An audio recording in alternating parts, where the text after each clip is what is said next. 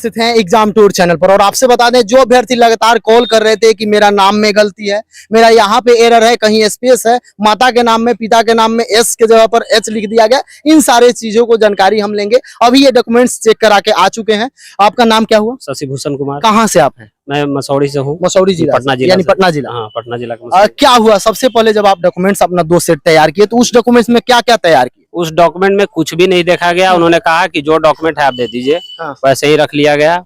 उसमें हमने मैट्रिक से लेकर जितनी डिग्रियां ली है, सारी की सारी डिग्रियां हमने उसमें जिरोक्स कॉपी कर सेल्फ अटेस्टेड कर जमा कर दी है। सेल्फ अटेस्टेड करना है, 2 सेट तैयार, 2 सेट तैयार करना है, 2 अलग अलग फाइल्स में देना है। और एक बात बताइए, जब आप एग्जाम दिए थे, जो फॉर्म अप्लाई किए थे, एडमिट कार्ड भी लाना है, फॉर्म भी लाना है? एडमिट कार्ड के साथ आना है। और जो फॉर्म अप्लाई किए थे तो उसके बाद आफ्टर फिलिंग जब होता है, उसके बाद जो प्रिंट आउट निकलता है, फाइनलाइज जब सबमिट होता है तो उसका भी जीरोक्स कॉपी लाना था। बहुत सारे अभ्यर्थी में ये होता है समस्या, जब मैट्रिक में जाइए तो उसमें माता का नाम या पिता का नाम सही है, जब ग्रेजुएशन में जाते हैं तो वहाँ कभी कहीं स्पेस दे दिया जाता है या कहीं SH है तो वहाँ पे केवल S लिख दिया जाता है। इन सारे चीज को लेकर भी सवाल की कोई परेशानी नहीं है। वो सिर्फ मार्क्स जो गेनिंग है वो ऑब्टेन मार्क्स और टोटल मार्क्स वो मिलान कर रहे हैं और नाम मिलान कर रहे हैं। मतलब जो आप डाले हैं, जैसे मान लीजिए मैट्रिक में आप इतना अंक आया, जो हमने फॉर्म भरते समय जितना टोटल मार्क्स और जितना ऑब्टेन मार्क्स डाला था वही को वो सिर्फ मिलान कर रहे हैं। ये नहीं देखा जा रहा है कि कब इशू डेट है, क्या है, इन सारे चीज कुछ भी, सीरियल नंबर, सर्टिफिकेट नंबर, कोई ऐसा मिलान नहीं किया जा रहा है। कोई नहीं, कुछ नहीं। केवल आना है और चल जाना है, या कोई वहाँ पे कोरम पूरा करना है कि ये आपको रोल नंबर मिल रहा है कि इसमें इस रूम में जाइए, या क्या प्रोसेस है? कुछ भी यहाँ पे व्यवस्था सही तरीके से नहीं है। सीधे यहाँ पे बच्चों को बलगलाने के लिए सिर्फ टोकन नंबर का इस्तेमाल किया गया।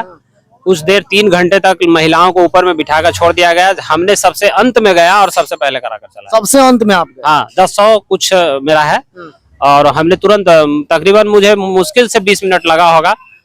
जिस तरीका से साइट पर दिया गया है कि 23 डॉक्यूमेंट्स आपके पास उपलब्ध होना चाहिए तब वहां जाते हैं, आपके पास कितना उपलब्ध था? मैंने सारा डॉक्यूमेंट मेरे पास उपलब्ध था। आप किस कैटेगरी से आते हैं? मैं BC कैटेगरी से आता हूँ। तो इसमें आप NCL वगैरह सब कुछ लाए? हाँ, NCL सारा लाए थे, रेजिडेंस लाए थे, सब चीज लाए थे। जो NCL आप डॉक्यूमेंट्स भरते समय जो आप फॉर्म अप्लाई किए हैं उस समय का लाए थे या नया बनवा कर लाए थे? बहुत सारे नहीं, जो हम भरे थे वही लाए थे। 1 साल पुराना है या अभी करंट ही बना था, तो करंट ही हमने दिया था। आवासीय आपका करंट है या पुराना है? सारा पुराना नहीं था, सारा नया ही। सारा नया। हाँ।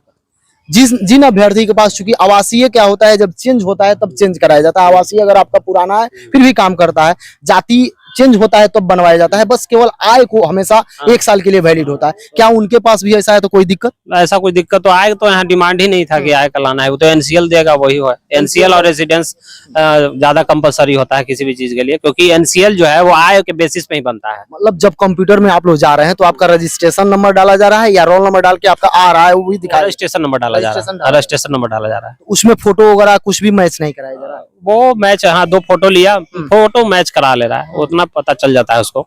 जब आपका मान लीजिए फाइनल वेरिफिकेशन हो जा रहा है तो इसमें बहुत सारे अभ्यर्थी ऐसे हैं जो जिनको पास, हम लोग भी कहीं जाते हैं कोई सामान परचेज करते हैं तो वहाँ पे एक रिसिप्ट दिया जाता है कि आपका ये सामान ये है, तो आप भी यहाँ आ रहे हैं तो आपको भी कोई रिसिप्ट मिल रहा है? यहाँ पे किसी भी तरह का कोई रिसिप्ट नहीं दिया जा रहा है। अब पता न हम लोग को कैसे पता चलेगा कि हमने वेरिफिकेशन कराया नहीं कराया, तो इसके लिए हमने क्या किया कि जो लड़का मेरा वेरिफिकेशन कर रहा था मैंने उसका फोटो ले लिया है और मैं इस बिल्डिंग में आया हूँ, इस बिल्डिंग का फोटो ले लिया हूँ, सेल्फी ले लिया हूँ, यही प्रूफ है मेरे लिए।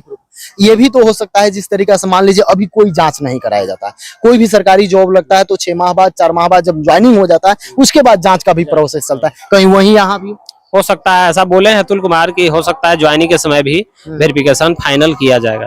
फाइनल किया। ये बहुत सारे अभ्यर्थी कयास लगा रहे थे कि अभी जो डॉक्यूमेंटेशन हो जा रहा है, वेरिफिकेशन हो जा रहा है, तो इससे ये फायदा होगा कि जो अभ्यर्थी फर्जी होंगे वो बाहर हो जाएंगे, लेकिन इतना कम जांच पड़ताल में फर्जी तो पकड़ाएंगे नहीं। इसमें फर्जी पकड़ाने का कोई चांस ही नहीं है, कोई चांस नहीं है। मतलब आपके पास डॉक्यूमेंट्स है तो भी ठीक है, नहीं है फिर भी यहाँ आकर आपको उपस्थित हो जाना है। फर्जी जो डॉक्यूमेंट बनाया होगा वही अपलोड किया होगा, वही यहाँ वेरीफाई करा रहा है, वही वेरीफाई कर रहा है।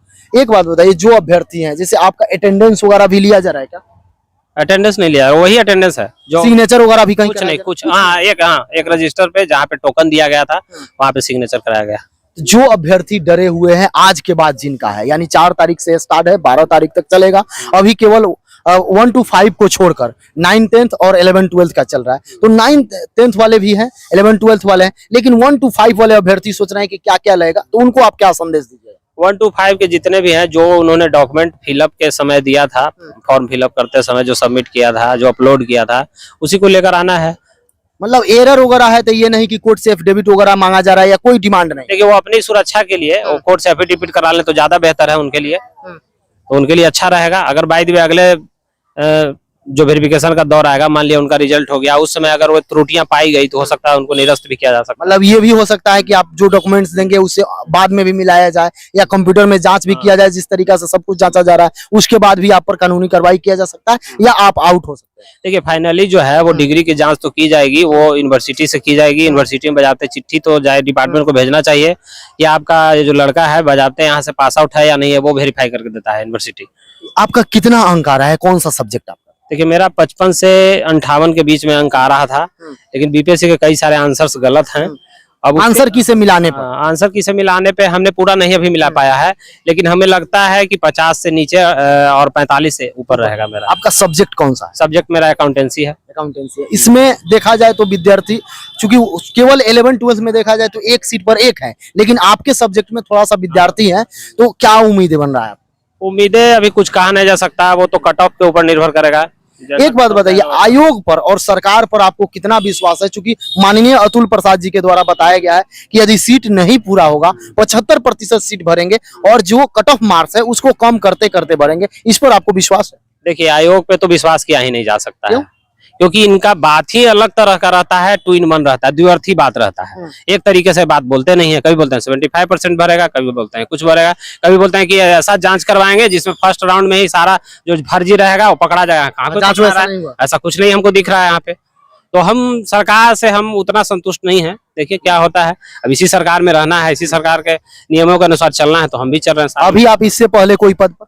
अभी हम ऐसे एफिलिएटेड स्कूल कॉलेज में हैं, आरआरपी कॉलेज मसौड़ी में है, उसमें हम अकाउंटेंट के पद पे हैं, प्रोफेसर असिस्टेंट प्रोफेसर के पद पे वहाँ पे कार्यरत। जो भी शिक्षक अभ्यर्थी हैं यदि एग्जाम टूर पर नए हैं तो चैनल को सब्सक्राइब कर लें, लोगों में शेयर करें। एक बात बता दें, यदि आपको इसके बावजूद भी किसी भी प्रकार का कोई समस्या हो, कहीं कोई दिक्कत हो किसी भी डॉक्यूमेंट्स में, तो आप कमेंट बॉक्स में जरूर कमेंट कीजिएगा या मुझे आप कॉल कर सकते हैं। जय हिंद।